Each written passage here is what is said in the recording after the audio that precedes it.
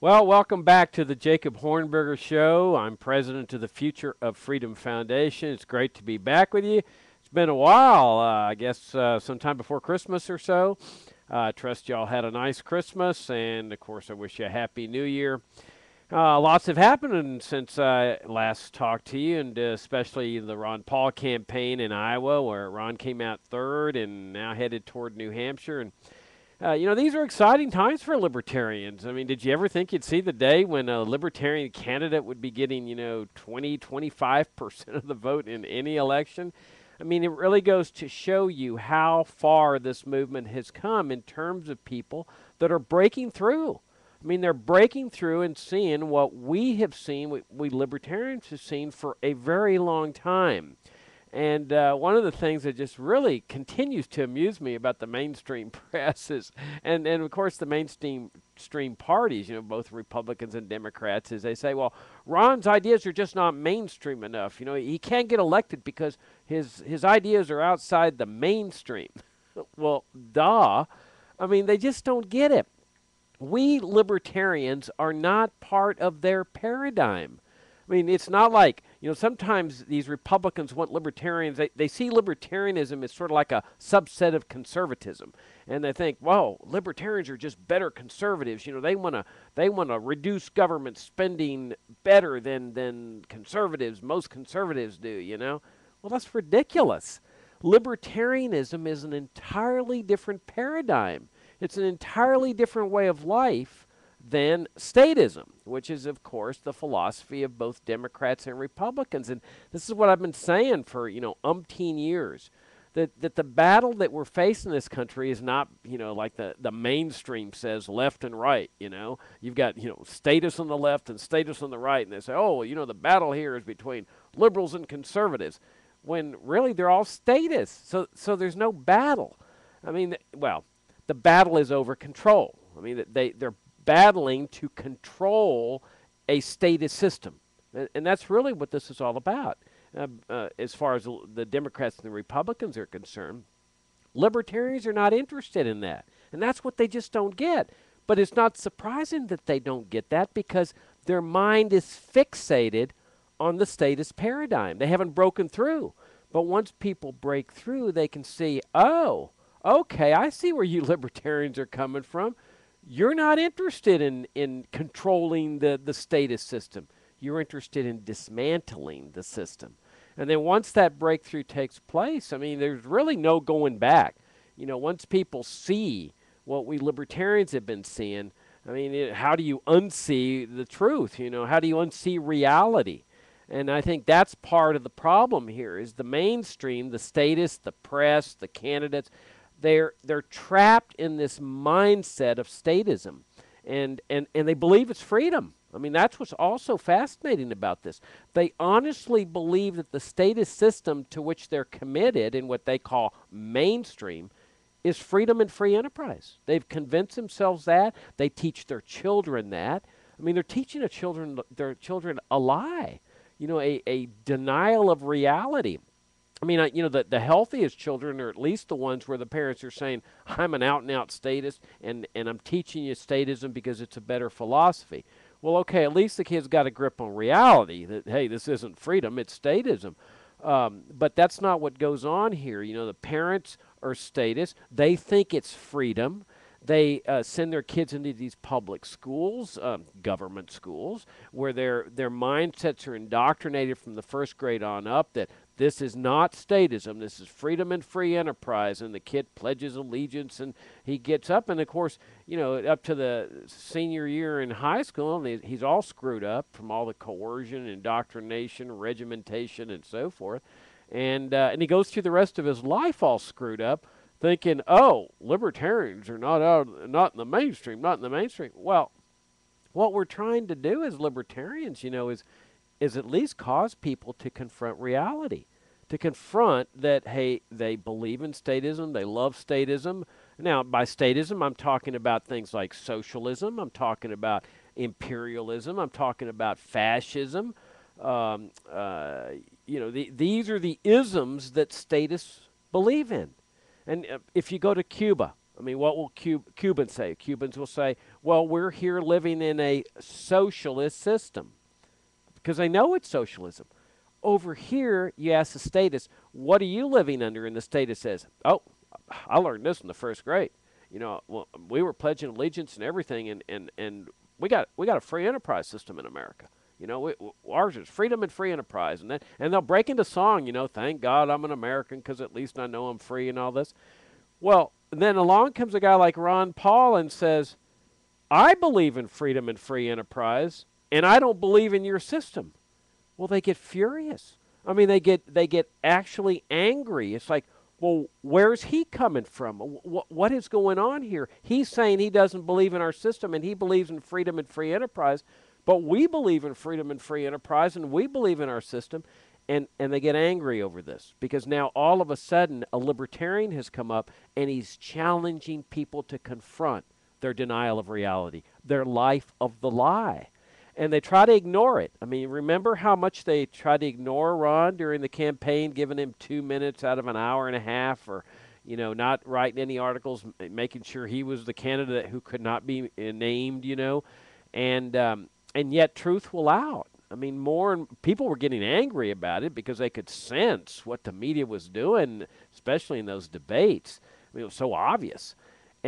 But as they were trying to ignore him and lock him out, like they did with Gary Johnson. I mean, Gary Johnson's gone over to the Libertarian Party because they locked him out, because they're scared of this libertarianism. So they say, oh, well, maybe we can marginalize them. And because that's really where libertarians have been for decades. We've been working on the margins, you know, talking about freedom and free markets and a constitutionally limited republic.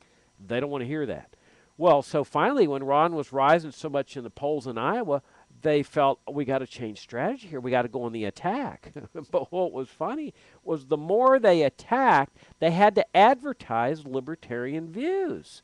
You know, like they would attack the views, but they would advertise the views. And inevitably, there were people that were saying, oh, you mean there's people that actually believe this?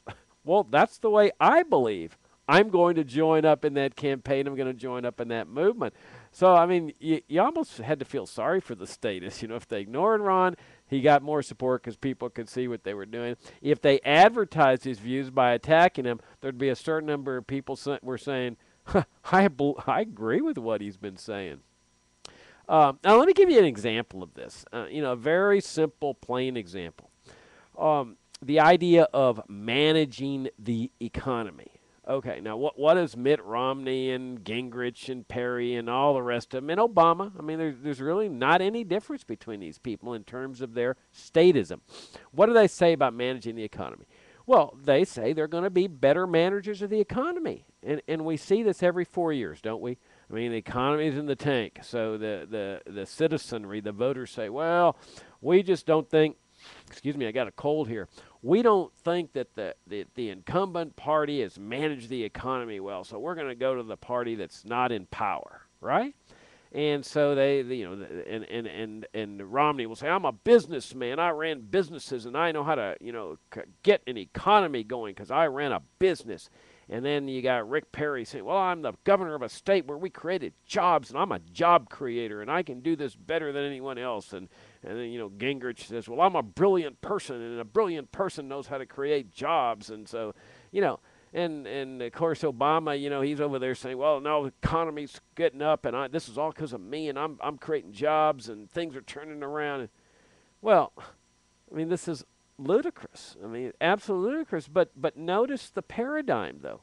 They all believe that that the president should be managing the economy, that the economy should be centrally managed, by the government, by the president.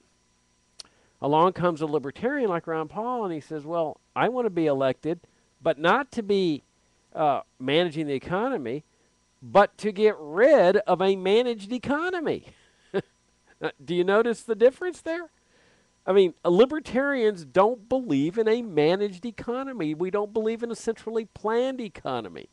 To us, that is one of the core features of a socialist system, a centrally planned economy. And all it does is create chaos and crisis and, in terms of economics. I mean, it just creates a huge mess. But they'll say, well, oh gosh, what? Ron Paul, oh, the libertarians don't believe in centrally planning an economy? Well, they're just out of the mainstream. This is shocking, just shocking. And so they marginalize the libertarians, or they attack them and say this is outrageous. And what's really funny about this whole process is they don't understand how it happened. I mean, most of us went to public schools, right?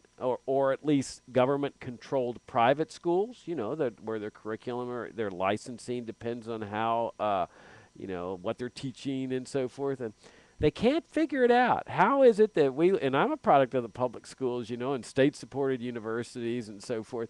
How is it that we have broken through? I mean, somebody ought to write a book on that sometimes, because clearly libertarians have broken through, which by the way should give us hope that it is possible. Sometimes people say, oh, things don't look good, there's so many statists out there, we'll never change them. And hey, if we could achieve a breakthrough. Now there's some people that have had this grip on reality since the beginning. Their parents were libertarians.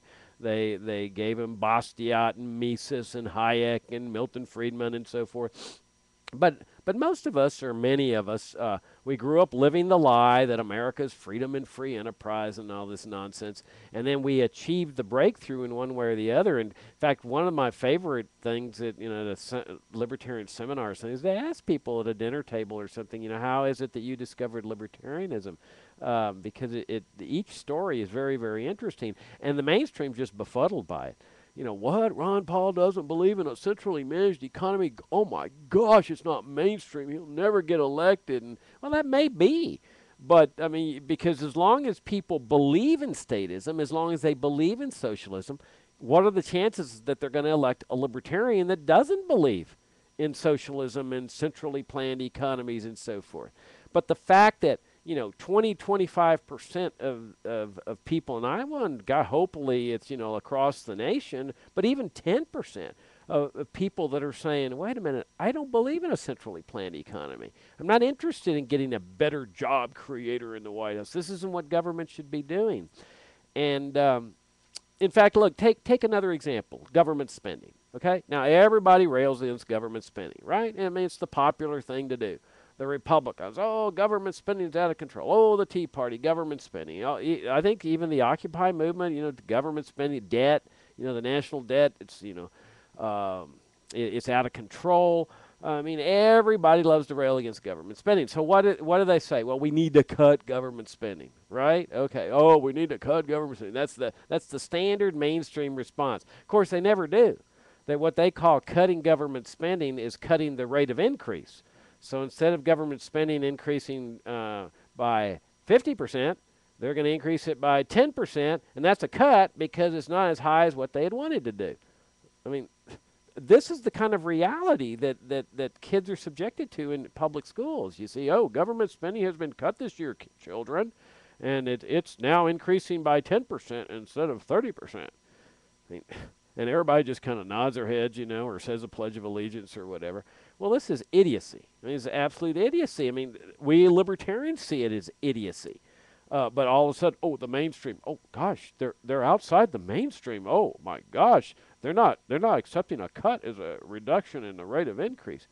Well, or let's just assume that the state has said, well, let's cut spending across the board by 30%. And of course, they'd never do that. But let's just say they did.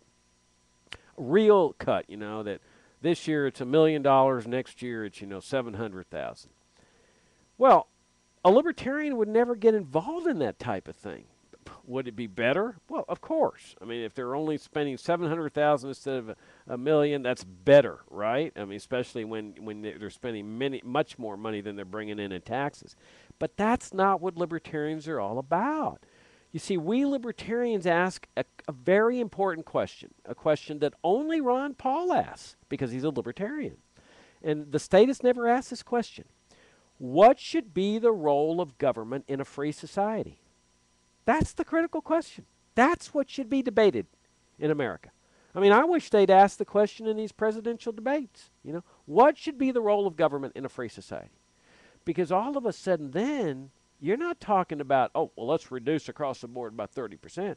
Then you start talking about, well, if the government's doing things that are illegitimate, then we ought to just abolish that entire activity. You know, okay, take, for example, the drug war. I mean, do we want to cut the drug war budget by 30%? Well, the statists might, but we libertarians say, well, what should be the role of government in a free society? Well, it shouldn't be to punish people for possessing or buying substances or ingesting substances that might be harmful to them. That is not the role of government in a free society. An individual has a right to engage in any peaceful activity. You know, just as long as his conduct's peaceful. He's not murdering, raping, stealing. If he wants to sit in the privacy of his own home and take heroin or cocaine or some mind-altering substances or addictive drugs or whatever, he's got that right. Now, we may say, well, that's just not healthy and it's not good for the person, it's not productive, it leads to family problems. Fine. But don't get the government involved in going after him, busting his door down with a SWAT team, hauling him away, prosecuting him, getting a lawyer, send him away for 20 years. That is not the role of government in a free society. So, we libertarians would say, end the drug war. Abolish the DEA. Get rid of it. Just that's it. And so all of a sudden you're talking about considerable savings in money. But more important, you're on the road to restoring a free society, because there's no way, no possible way, that you can be considered to be living in a free society where the government has the authority to punish people, jail them, and fine them for doing things that are solely involve harm to themselves or their families, that don't involve the initiation of violence against another human being. There's just no way that can be reconciled with a free society. It's not a coincidence that in China, which I think everybody would agree is a totalitarian dictatorship system, they've got the drug war. They got it in North Korea. They've got it in Cuba. They got it in all these totalitarian dictatorships. I mean, it's the perfect way. Egypt, the military dictatorship in Egypt. I mean, this is the core essence of a statist philosophy, that we will punish you for doing bad things to yourself by sending you to your room. You know, this sense of paternalism. I mean, that's part of what statism is all about, this paternalistic mindset. And notice this devotion to programs that by any measure are just failed programs. I mean, you know, the drug war is going on, what, for 40 years or something? And I mean, nobody can argue it's a success. I mean, even the statists will admit it's not a success, because if it had been a success, they could say, okay, well, we want it, let's end it. But they say, oh, no, it's more important than ever to wage the war on drugs. More people than ever are taking drugs, and they have record drug busts and stuff, you know, and they hail these record drug busts like, you know, that's progress. I mean, you've got new records being set after 40 years. They got 45,000 dead people in the last 6 years alone in Mexico. Isn't that amazing? I mean, 45,000 deaths because of the drug war. I mean, this is a failed war. It's an immoral war. It's deadly. It's destructive. It's expensive. It's corrupting. I mean, how many government officials are on the take, including the cops, the judges? I mean, it's a corrupting type of influence. People can make big money fast. And some people, many people, simply cannot resist that temptation, especially when they're desperate, economically desperate. And then don't forget the racism in the war on drugs. I mean, this is the most racist government program since segregation. It falls most heavily on blacks. It's a way to stop blacks from voting. I mean, they get a drug conviction on their record, and hey, you're out. You can't vote anymore. I mean, it's the perfect segregation system. You know, you just go into neighborhoods and you make up, the cops make up testimony and bust these people, and they harass them. The bigots among the police force harass them and harangue them, and there's nothing that the people in the inner cities and ghettos and stuff can do about this, because you see, it's the drug war, which in the mainstream statist mindset is sacrosanct. When we libertarians say, hey, this thing's gone on long enough, hello, it's time to end it. Well, that's shocking. You can see it in the mainstream press and in the mainstream candidates. Oh, Ron Paul would legalize drugs. Oh my gosh. Or they'll say something like, all his voters must be drug users and drug dealers. And I mean, because their statist mindset is unable to comprehend the intellectual case for ending a government program that has failed. It just can't do that. You see, they've grown up with the drug war, just like they've grown up with the welfare state, the managed economy, the warfare state. They've grown up with it, and so, to imagine life without it is so frightening to these people. I mean, it's just shocking to them. Oh my gosh. And so they don't want to hear it. They marginalize it. They attack it and whatever, and because they're scared of it. They're scared of freedom. Okay? Take the war on poverty. How long has that been going on? I mean, didn't Lyndon Johnson declare war on poverty back in the 60s? And what do liberals tell us? Oh, well, there's more poverty than ever before. Well, duh. I mean, doesn't that tell you something? That this program has failed? That it hasn't worked? Well, why should it work? What is it based on? It's based on the state using the taxing system to take money from people who have it or give it to the poor. I mean, isn't that the essence of the war on poverty? Taking money from those who have it and giving it to others. Now, does that sound familiar? From each according to ability to each according to need, the Marxian principle, the essence of socialism. Okay, it's not a totally, controlled, owned government society, but it's government owned in terms of owning the results of production. That people produce wealth and the government says we have the power to take whatever percentage we want and give it to other people. Well, they notice that the liberals, both conservatives and liberals believe in the war on poverty. They both believe in the welfare state. But notice that they never ask a critical question: is what is it that produces the wealth in the private sector that they're taking to give to the poor? You see, they're not talking about taking their own money and giving to the poor. They're talking about taking money from other people and giving it to the poor. And then, of course, they're considered a good person, and the person they're taxing is considered a good person, and the bureaucrats considered good people. I mean, they mix religion and the state in this garbage, But notice that they never ask, how does that wealth come about in the private sector? It's just, for them, it's a given. It's just there. Well, it's not just there, and this is what Adam Smith was writing in his revolutionary treatise back in 1776, an inquiry into the nature and causes of the wealth of nations. Smith was saying, hey, don't tell me I don't want to know what the causes of poverty are. Poverty's the natural state. What is it causes wealth in a society? And of course, Smith's notion that was later developed by the Austrians, Ludwig von Mises and Friedrich Hayek and Milton Friedman, a libertarian economist. I mean, they developed, the classical economists developed the idea that people accumulate wealth to the extent that government leaves them alone. That is to say that when government is not seizing wealth or interfering with economic activity, not managing the economy, where people are just free to engage in commerce, trading with one another, accumulating wealth, keeping a nest egg, investing in their business, accumulating capital, becoming more productive, wealth in that society starts accumulating because individuals are accumulating wealth, families are accumulating wealth. This was the idea of free enterprise. Free wasn't in the sense that, it's not going to cost any money. Free was in the sense that it's free of government control. Because throughout history, people have lived under statism. I mean, the system we're living under today it's nothing new. This is the lot of mankind, that government controls and manages economies. And so Smith comes along and this revolutionary idea. How about enterprise that is totally free of government control? Wow, no regulation at all. A prohibition on regulation where the government cannot regulate economic activity. It cannot interfere with no minimum wage laws, no price controls, no licensing laws, no trade restrictions, no progressive income taxation, no IRS. Leave commerce alone. And that was a revolutionary notion. It still is today. When libertarians present this, the statists are shocked, just shocked that oh my gosh, and it's frightening to them.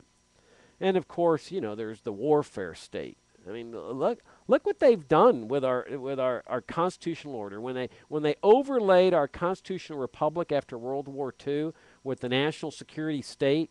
You know, the standing army, the military-industrial complex, the CIA. Well, what was the notion? You know, oh well, we gotta fight the Soviet Union. We have to keep all these nations free. We have to police the world and all this. Well, what they were doing was turning America into a totalitarian-like country in order to fight totalitarianism. Now, sure, okay, it's democratic totalitarianism, but it's totalitarianism nonetheless. They were using a secret intelligence police force. I mean, in principle, there was no difference between the CIA and the KGB.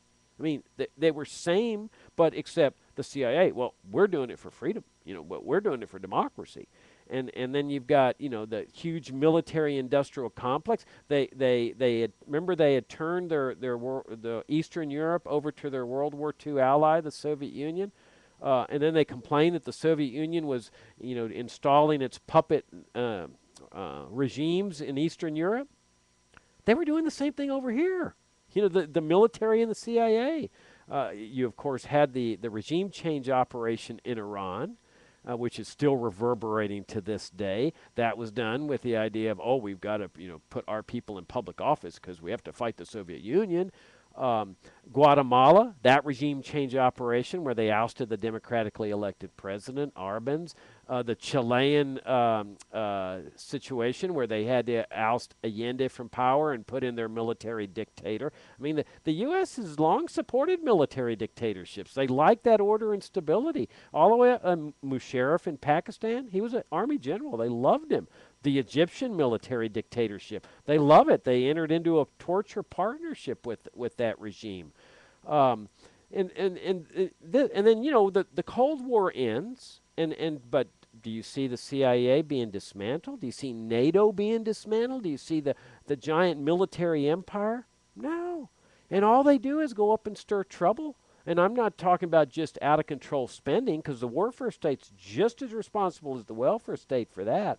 I'm talking about what it's done to us as a society. I mean, look at what characterizes our society now. Assassination.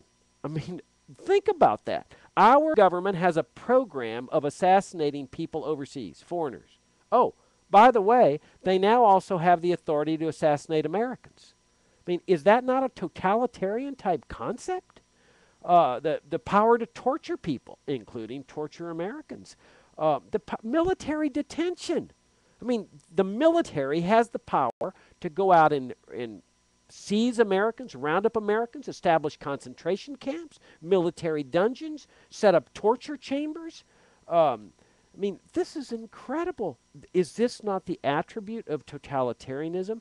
But notice the statist mindset, that because all of this is being done, these regime change operations, kidnappings, assassination, that military detention, no due process of law, kangaroo tribunals, that because it's done by the U.S. government, which they say is an exceptional government, that it's all for the good. In other words, there's no independent set of moral principles that guides these people. The only thing that guides them is it our government doing it? Now, when the Soviet Union was doing these things, and the Soviet totalitarian dictatorship was doing these exact same things, assassinating people, killing their own people, torturing, regime change operations, especially, you know, in Eastern Europe and so forth. I mean, people could see it. This is wrong. But over here, all of a sudden, oh, well, no, if it's the U.S. empire doing it, I mean, we got all these bases overseas and we're bombing people and occupying their countries and invading their countries and waging wars of aggression and sanctions. I mean, they've had sanctions against Cuba, you see, for how many years? 60 years or so? And, oh, well, it must be good because he's a communist. You know, Fidel Castro's a communist. So that justifies it all.